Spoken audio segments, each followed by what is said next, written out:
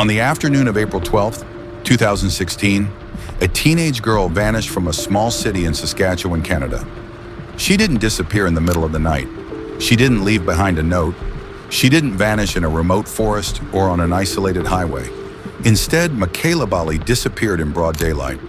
After being seen by multiple witnesses, after being captured on security cameras, and after behaving in ways that, in hindsight, seem both deliberate and deeply troubling. She was 16 years old. Nearly a decade later, despite reported sightings across Canada, no confirmed trace of Mekayla Bali has ever been found. Her bank accounts went silent, her social media stopped, her phone shut off, and her fate remains unknown. This is the disappearance of Mekayla Bali. Mekayla Bali was born on July 2, 1999, in Regina, Saskatchewan. Her full birth name was Mekayla Margaret Kim Niebergall. 7 months before her disappearance, something significant happened. Mekayla legally changed her last name from Niebergall to Bali.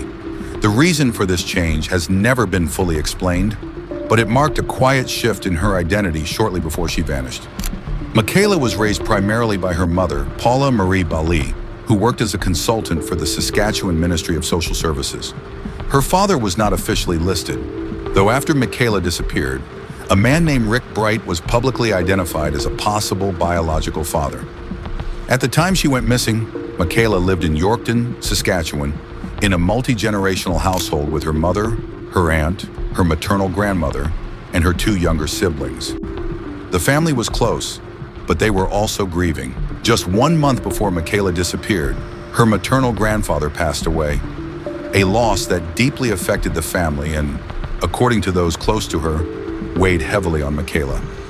To those who knew her, Mekayla was not reckless. She wasn't a troublemaker, and she wasn't known for running away. Her mother described her as shy and quiet, the kind of girl who kept her thoughts mostly to herself.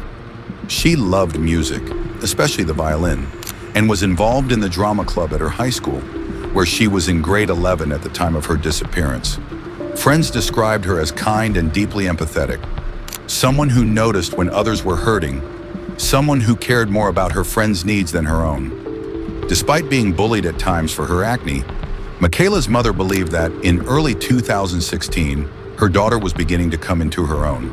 She was hitting her stride, she later said. Importantly, Mekayla had no history of running away or disappearing for long periods of time. According to her family, she wasn't impulsive or dangerous with her choices, which makes what happened next even more unsettling. What makes the disappearance of Mekayla Bali so disturbing is not a lack of information, it's the opposite. Thanks to witness statements and hundreds of hours of surveillance footage, investigators were able to reconstruct much of Mekayla's final day, almost minute by minute. Her movements weren't random, they weren't chaotic, they looked intentional. In the days leading up to April 12, 2016, Mekayla said things that didn't seem alarming at the time, but would later raise serious concern. Her friends recalled that she talked about traveling soon. She mentioned several places she planned to visit, though she never explained how or when. She also made a surprising claim. Mekayla told people she had $5,000 in her bank account.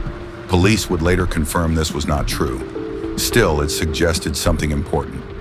Mekayla wanted others to believe she had the means to go somewhere. Then came Monday, April 11, 2016, the day before she vanished. Mekayla sent a text message to a friend asking for a ride to the local TD bank the next morning. That same day, she contacted the bank multiple times. Eventually, she wired $25 into her own account. A small amount, but a deliberate action. That evening, the tone of her messages changed. Mekayla texted several friends saying she was unhappy, that she was dealing with something, that she needed help. She didn't explain what was wrong. No one realized these messages might be one of the last time they would ever hear from her. The morning of April 12, 2016, began like any other. At 6:41 a.m., Mekayla Bali sent a text message to a friend, once again asking for a ride to the local TD bank. The response was simple. The bank wasn't open yet. That was it. No argument, no urgency. Later, Mekayla's mother would say something that has echoed through this case ever since. April 12th was just a really regular morning in our house. Nothing felt wrong. Nothing stood out. And yet, This was the last ordinary moment Mekayla would ever have. That morning, Mekayla's grandmother drove her to school in Yorkton, Saskatchewan, arriving sometime between 8:10 and 8:20 a.m. Security cameras inside the school captured her at 8:21 a.m. She walked to her locker, placed a binder inside, and then something unexpected. Instead of heading to class, Mekayla walked away. At 8:30 a.m., she exited the school through the back door. She never attended a single class that day. Minutes later, another camera captured her walking southeast along the railroad tracks, moving away from the school, alone.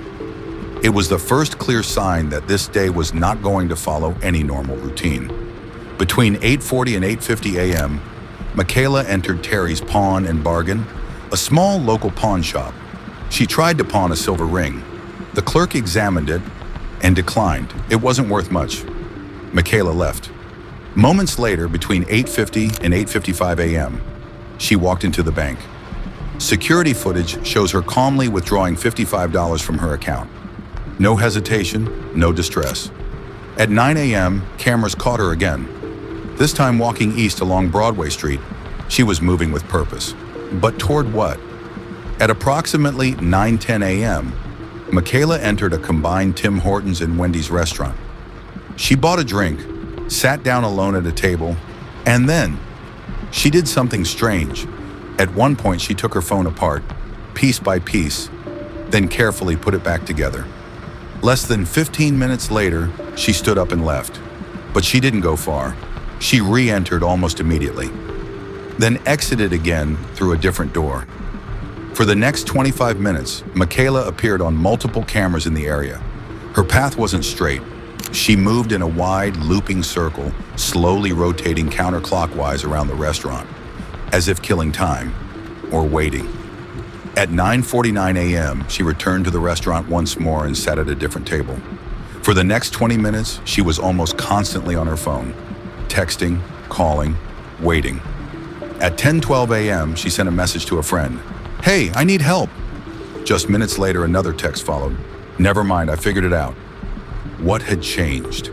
At 10:43 a.m., Mekayla approached an older woman inside the restaurant. She asked for help renting a hotel room. The woman refused. Mekayla didn't argue.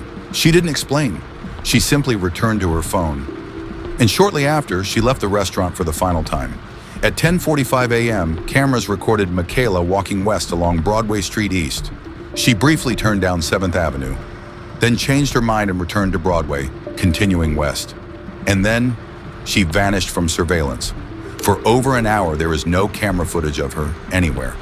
But during that missing window, one critical interaction took place. An employee at the STC bus depot later recalled a teenage girl matching Mekayla's description approaching the counter. She asked a single question: "When is the next bus to Regina?" The answer: 5 p.m. Mekayla did not buy a ticket. She turned and walked away. At 11:35 a.m., Mekayla sent another message to a friend. "I'll see you at lunch." And incredibly, she returned to school. At 11:59 a.m., security cameras captured Mekayla inside the school cafeteria, sitting with 2 other students. She spoke casually. She told them she was planning to take a bus to Regina for vacation. At 12:03 p.m., cameras show her leaving the school again. This time, for good. After leaving school, Mekayla walked to the Trail Stop restaurant located next to the bus depot. She ordered lunch. She ate. Eyewitnesses later said she left sometime between 1 and 1:45 p.m.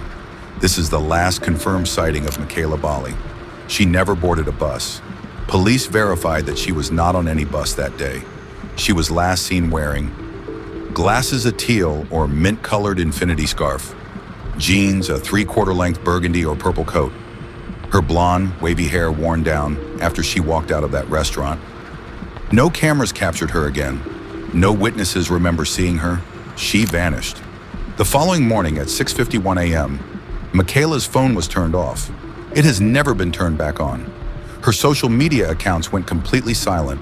Her bank account has never been used again. She had no passport with her. 3 months later, a single Snapchat message sent to her by one of her friends appeared as opened. But investigators could not determine whether anyone actually saw it.